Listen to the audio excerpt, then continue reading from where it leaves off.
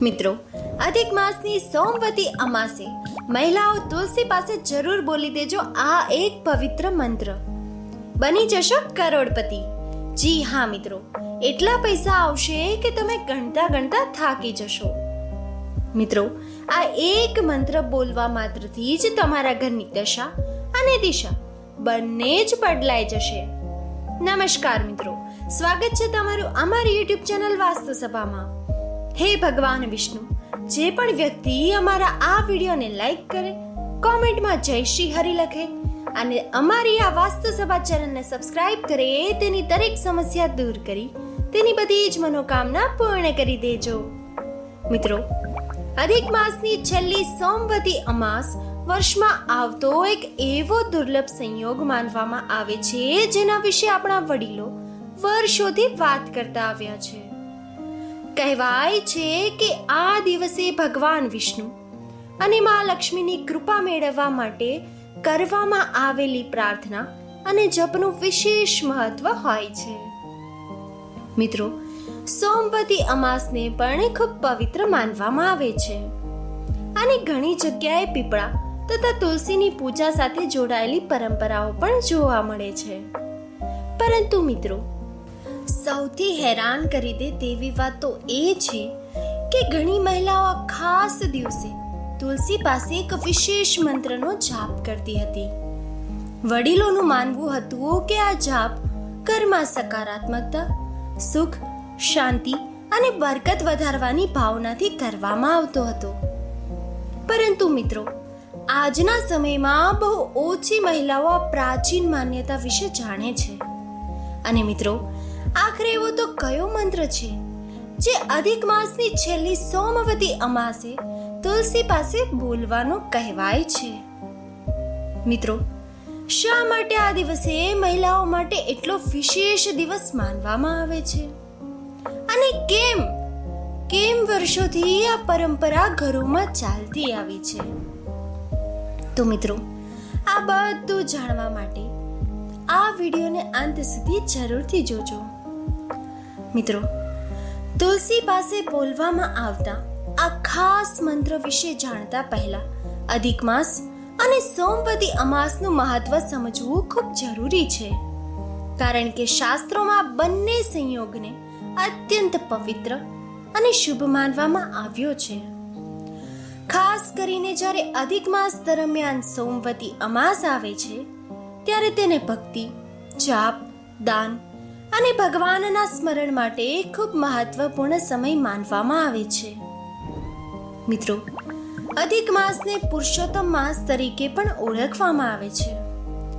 એવી માન્યતા છે કે જ્યારે આ મહિનાને કોઈ દેવતા સ્વીકારવા તૈયાર ન હતા, ત્યારે ભગવાન વિષ્ણુએ તેને પોતાનું નામ આપ્યું અને તેને પુરુષોત્તમ માસનો દરજ્જો આપ્યો. એટલા માટે જ આ સમગ્ર મહિનો ભગવાન વિષ્ણુને સમર્પિત માનવામાં આવ્યો છે. મિત્રો, કહેવાય છે કે આ સમયમાં કરવામાં આવેલી ભક્તિ, જાપ, દાન અને સારા કર્મોનું પુણ્ય અનેક ગણું વધી જાય છે.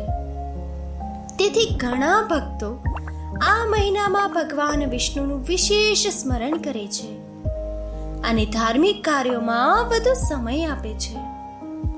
મિત્રો, સોમવતી અમાસ પણ હિન્દુ ધર્મમાં ખૂબ વિશેષ માનવામાં આવે છે.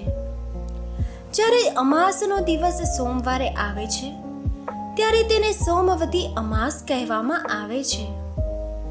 મિત્રો, વડીલોનું માનવું હતું કે આ દિવસે ભગવાન વિષ્ણુ, ભગવાન શિવ અને પિતૃઓના આશીર્વાદ મેળવવા માટે કરવામાં આવેલી પ્રાર્થનાનું વિશેષ મહત્વ હોય છે. તેથી ઘણા લોકો આ દિવસે ઉપવાસ કરે છે, પવિત્ર વૃક્ષોની પૂજા કરે છે અને ભગવાનનું સ્મરણ પણ કરે છે. મિત્રો, ખાસ કરીને મહિલાઓ માટે સોમવતી અમાસને ખૂબ મહત્વનો દિવસ માનવામાં આવે છે.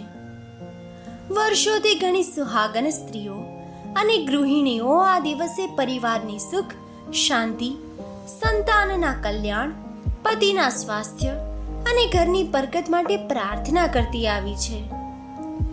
કહેવાય છે કે આ દિવસે સાચા દિલથી ભગવાનનું સ્મરણ કરવામાં આવે તો મનને શાંતિ મળે છે અને ઘરમાં સકારાત્મકતા પણ વધે છે. મિત્રો, કદાચ એ જ કારણ છે કે અધિક માસની છેલ્લી સોમવતી અમાસને ખૂબ જ વિશેષ માનવામાં આવે છે. ઘણા વડીલો તો એવું પણ કહેતા હતા કે આ દિવસે કરવામાં આવેલી ભક્તિ અને પ્રાર્થના જીવનમાં નવી આશા અને નવી ઉર્જાને લઈને આવે છે.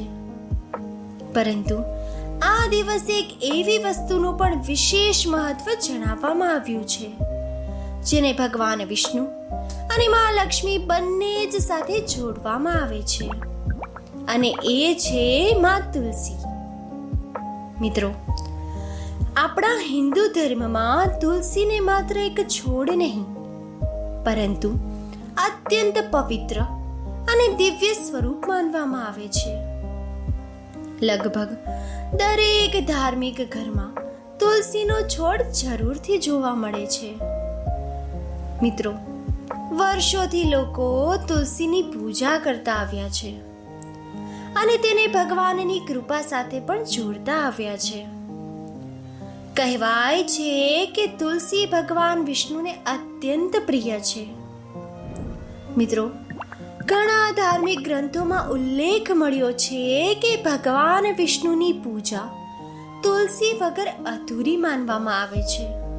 એટલા માટે જ ભક્તો ભગવાનને ભોગ અર્પણ કરતી વખતે તુલસીનું પાન જરૂર ચઢાવે છે. માન્યતા છે કે જ્યાં તુલસી હોય છે ત્યાં સકારાત્મકતા અને પવિત્રતા પણ વસે છે. મિત્રો, તુલસીને માં લક્ષ્મીનું સ્વરૂપ પણ માનવામાં આવે છે. વડીલો અને વાસ્તુમાં લખેલું છે કે જે ઘરમાં તુલસીનું સન્માન થાય છે ત્યાં સુખ, શાંતિ અને બરકતનું વાતાવરણ રહે છે. તેથી ઘણી મહિલાઓ રોજ સવારે તુલસીને જળ અર્પણ કરે છે, દીવો કરે છે અને પોતાના પરિવારના કલ્યાણ માટે પ્રાર્થના કરે છે. મિત્રો, તુલસી પાસે પ્રાર્થના કરવાની પરંપરા પાછળ પણ એક સુંદર ભાવના છુપાયેલી છે. જ્યારે કોઈ વ્યક્તિ તુલસી પાસે ઊભો રહીને ભગવાનનું સ્મરણ કરે છે ત્યારે તેનું મન ધીમે ધીમે શાંત થવા લાગે છે. ભક્તિ અને શ્રદ્ધા સાથે કરવામાં આવેલી પ્રાર્થના માણસને અંદરથી મજબૂત બનાવે છે. કદાચ એ જ કારણ છે કે વર્ષોથી મહિલાઓ તુલસી પાસે દીવો કરીને પોતાના પરિવારના સુખ, સમૃદ્ધિ અને ભગવાનની કૃપાની કામના કરતી આવી છે. પરંતુ મિત્રો, અધિક માસની છેલ્લી સોમવતી અમાસ સાથે તુલસીનું એક એવું રહસ્ય પણ જોડાયેલું છે જેના વિશે બહુ ઓછા લોકો જાણે છે. મિત્રો, કહેવાય છે કે આ ખાસ દિવસે તુલસી પાસે એક વિશેષ મંત્ર બોલવાની પરંપરા હતી, અને હવે આગળ આપણે એ જ રહસ્ય વિશે જાણવા જઈ રહ્યા છીએ. તો મિત્રો, તુલસીનું મહત્વ તો આપણે બધાએ સાંભળ્યું છે, પરંતુ વર્ષોથી આપણા વડીલો તુલસી સાથે જોડાયેલી એક એવી પરંપરા પણ કરતા આવ્યા છે જેના વિશે આજના સમયમાં બહુ ઓછા લોકો જાણે છે. કહેવાય છે કે અધિક માસની છેલ્લી સોમવતી અમાસે ઘણા લોકો વહેલી સવારે સ્નાન કરીને તુલસી પાસે જતા, દીવો પ્રગટાવતા અને પછી ખૂબ શ્રદ્ધાથી એક વિશેષ મંત્રનો જાપ કરતા. તેઓ માનતા હતા કે આ દિવસ ભક્તિ અને પ્રાર્થના માટે અત્યંત શુભ હોય છે. મિત્રો, આશ્ચર્યની વાત તો એ છે કે ઘણી મહિલાઓ આજે પણ આ પરંપરાને ગુપ્ત રીતે નિભાવે છે. તેઓ કોઈ દેખાડો નથી કરતી, કોઈને કહેતી પણ નથી, પરંતુ વર્ષોથી મળેલા સંસ્કારો અને શ્રદ્ધાને કારણે આ દિવસે તુલસી પાસે પ્રાર્થના જરૂરથી કરે છે. મિત્રો, વડીલો કહેતા હતા કે આ જાપ માત્ર શબ્દોનો ઉચ્ચાર નથી, પરંતુ ભગવાન પ્રત્યેના વિશ્વાસ અને ભક્તિની અભિવ્યક્તિ છે. મિત્રો, કહેવાય છે કે આ મંત્રોનો જાપ ખૂબ શ્રદ્ધા, વિશ્વાસ અને એકાગ્રતા સાથે કરવો જોઈએ, કારણ કે મંત્રની શક્તિ માત્ર શબ્દોમાં નહીં, પરંતુ તેને બોલનારી ભાવના અને ભક્તિમાં રહેલી હોય છે. કદાચ એ જ કારણ છે કે વર્ષોથી આ પરંપરા અનેક ઘરોમાં જીવંત રહી છે. પરંતુ મિત્રો, હવે તો પ્રશ્ન એ જ થાય છે કે આખરે એવો કયો મંત્ર છે જે અધિક માસની છેલ્લી સોમવતી અમાસે તુલસી પાસે બોલવાનો કહેવાય છે? તો મિત્રો, આ પ્રશ્નનો જવાબ આપતા પહેલા હું તમને એક પ્રાચીન કથા જણાવવા જઈ રહી છું. એક એવી કથા જે માત્ર એક ગરીબ સ્ત્રીની નથી, પરંતુ શ્રદ્ધા અને ભગવાનની કૃપાની પણ છે. મિત્રો, કહેવાય છે કે આ કથા સાંભળ્યા પછી જ આ મંત્રનું સાચું મહત્વ સમજાય છે. તો મિત્રો, ઘણા વર્ષો પહેલા એક નાના ગામમાં એક ગરીબ સુહાગન સ્ત્રી પોતાના પતિ અને 2 બાળકો સાથે રહેતી હતી. તેનો પતિ દિવસ રાત મહેનત કરતો હતો, પરંતુ કમાણી એટલી ઓછી હતી કે ઘરની જરૂરિયાતો પણ મુશ્કેલીથી પૂરી થતી. ઘણી વખત મહિનાનો અંત સુધી પહોંચતા પહેલા જ ઘરમાં અનાજ ખૂટવા લાગતું. મિત્રો, સ્ત્રી ખૂબ સમજદાર અને ધાર્મિક હતી, પરંતુ સતત વધતી આર્થિક તંગીને કારણે તે અંદરથી ખૂબ દુઃખી રહેતી હતી. સમય પસાર થયો અને મુશ્કેલીઓ વધતી ગઈ. પતિની મહેનત છતાં પૈસા ઘરમાં ટકતા ન હતા. કોઈને કોઈ ખર્ચ અચાનક સામે આવી જતો. ક્યારેક બાળકોની જરૂરિયાત તો ક્યારેક ઘરની સમસ્યા.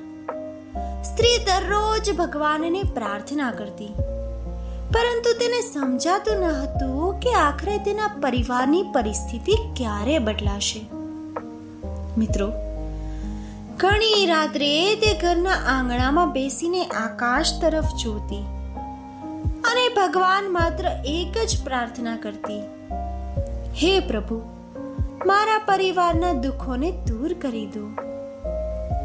મિત્રો, એક જ દિવસોમાં અધિક માસ શરૂ થયો. આખા ગામમાં ભજન અને ભગવાન વિષ્ણુની આરાધનાનો માહોલ બની ગયો. મિત્રો, લોકો વધુ ભક્તિ કરવા લાગ્યા. મંદિરોમાં ભીડ વધવા લાગી. એક દિવસ વહેલી સવારે સ્ત્રી નજીકના મંદિરમાં દર્શન કરવા ગઈ.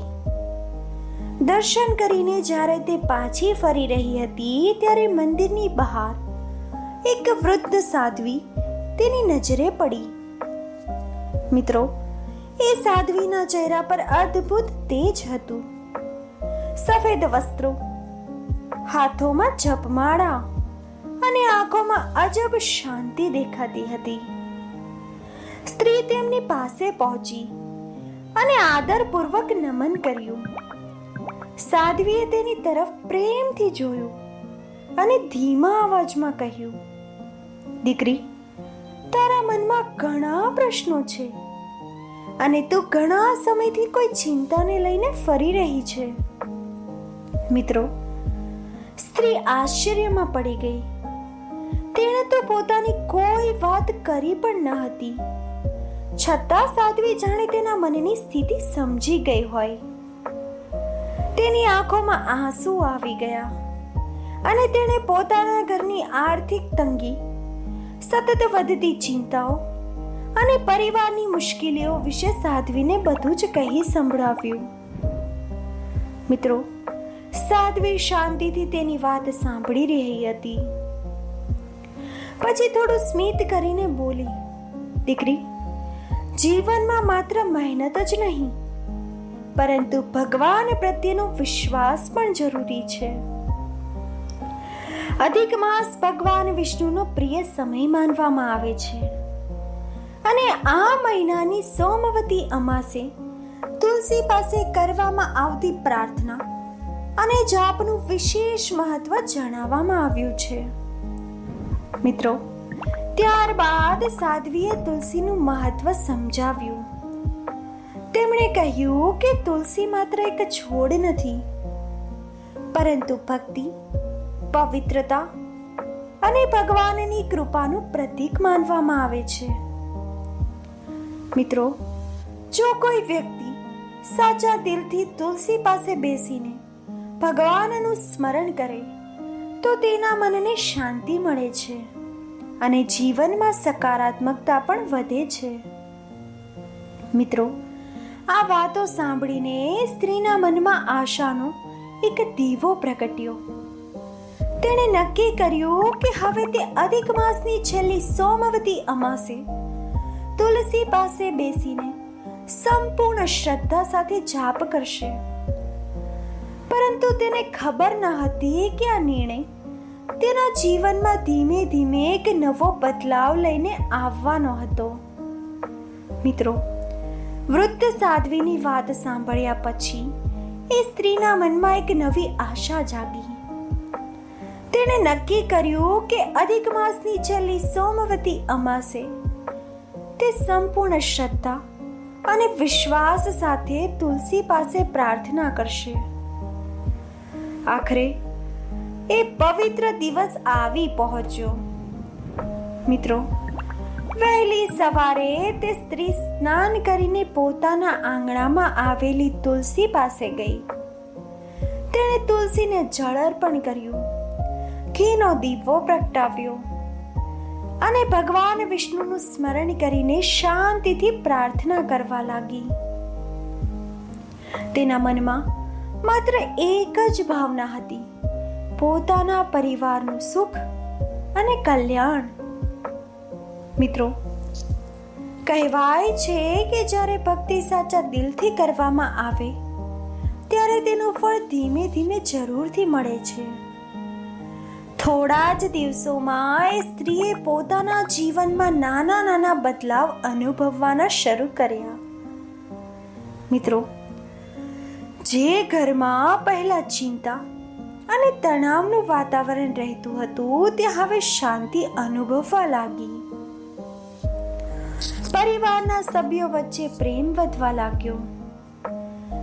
નાની નાની વાતોમાં થતા ઝઘડા ધીમે ધીમે ઓછા થવા લાગ્યા. સમય પસાર થતો ગયો અને તેના પતિના કામમાં પણ સુધારો જોવા મળ્યો. મિત્રો, જે કામ પહેલા અટકી જતા હતા તે હવે સરળતાથી પૂર્ણ થવા લાગ્યા. આવકમાં ધીમે ધીમે વધારો થયો. મિત્રો, સૌથી મોટી વાત તો એ હતી કે હવે ઘરમાં અન્નની કમી ન રહેતી. પહેલા જે રીતે પૈસા આવ્યા પછી તરત જ ખર્ચાઈ જતા હતા એવી સ્થિતિ હવે નથી. ઘરમાં બરકત વધવા લાગી અને પરિવારના ચહેરા પર ખુશી પાછી ફરી આવી. મિત્રો, હવે તમે પણ વિચારતા હશો કે આખરે એવો કયો મંત્ર હતો જેના વિશે વૃદ્ધ સાધ્વીએ સ્ત્રીને જણાવ્યું હતું. તો મિત્રો, એ મંત્ર છે કે અધિક માસની છેલ્લી સોમવતી અમાસે તુલસી પાસે બેસીને ભગવાન વિષ્ણુ અને મા લક્ષ્મીનું સ્મરણ કરીને આ પવિત્ર મંત્રનો જાપ કરવામાં આવે છે. ઓમ શ્રી મહાલક્ષ્મી નમઃ. ઓમ શ્રી મહાલક્ષ્મી નમઃ. ઓમ શ્રી મહાલક્ષ્મી નમઃ. મિત્રો, વડીલોનું માનવું હતું કે આ મંત્ર ભગવાન વિષ્ણુ અને મા લક્ષ્મીની કૃપા સાથે જોડાયેલો છે. તેથી ઘણી મહિલાઓ આ દિવસે તુલસી પાસે બેસીને શ્રદ્ધાપૂર્વક આ મંત્રનો જાપ કરતી હતી. પોતાના પરિવારની સુખ અને સમૃદ્ધિ માટે પ્રાર્થના કરતી હતી. મિત્રો, જો તમે પણ આ પરંપરા અનુસરવા માંગતા હો તો અધિક માસની છેલ્લી સોમવતી અમાસે વહેલી સવારે સ્નાન કરો. ત્યારબાદ તુલસીને સ્વચ્છ જળ અર્પણ કરો ઘીનો દીવો પ્રગટાવો. પછી બંને હાથ જોડીને ભગવાન વિષ્ણુ અને મા લક્ષ્મીનું સ્મરણ કરો. ત્યારબાદ ઓમ શ્રી મહાલક્ષ્મી નમઃ આ મંત્રનો 11, 21 અથવા તો 108 વખત જાપ કરો.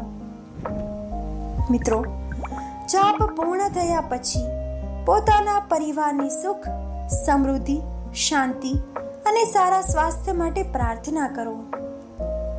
મિત્રો, કહેવાય છે કે ભક્તિમાં સૌથી મોટી શક્તિ શ્રદ્ધાની હોય છે. તેથી આ મંત્રનો જાપ કરતી વખતે મનને શાંત રાખો, ભગવાનમાં વિશ્વાસ રાખો અને સકારાત્મક ભાવના સાથે પ્રાર્થના કરો. કારણ કે સાચી ભક્તિનું ફળ માત્ર ધન નહીં, પરંતુ મનની શાંતિ, પરિવારની ખુશી અને જીવનમાં સકારાત્મકતા પણ હોઈ શકે છે.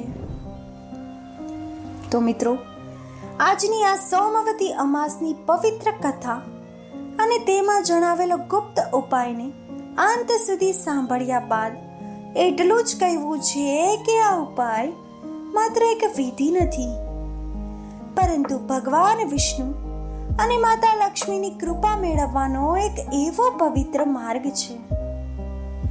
મિત્રો, જો શક્ય હોય તો સોમવતી અમાસના દિવસે આ ઉપાય શ્રદ્ધા અને ભાવનાથી જરૂર કરજો. કહેવાય છે કે સાચા મનથી કરેલી ભક્તિ ક્યારેય વ્યર્થ નથી જતી. તો મિત્રો, જો તમે પણ મા લક્ષ્મી અને ભગવાન વિષ્ણુમાં વિશ્વાસ રાખતા હોય તો આજના આ વિડીયોને લાઈક કરવાનું ભૂલશો નહીં. તમારી એક લાઈક આ પ્રકારની વધુ પ્રાચીન અને આધ્યાત્મિક કથાઓ લાવવા માટે પ્રેરણા આપે છે.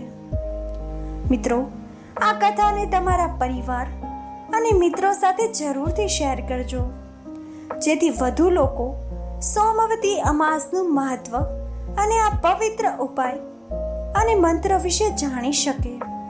અને હા મિત્રો, આવા જ ધાર્મિક, પ્રાચીન અને રહસ્યમય કથાઓ માટે અમારી ચેનલ વાસ્તુ સભાને હમણાં જ સબસ્ક્રાઇબ કરો અને બેલ આઇકન દબાવવાનું ભૂલશો નહીં.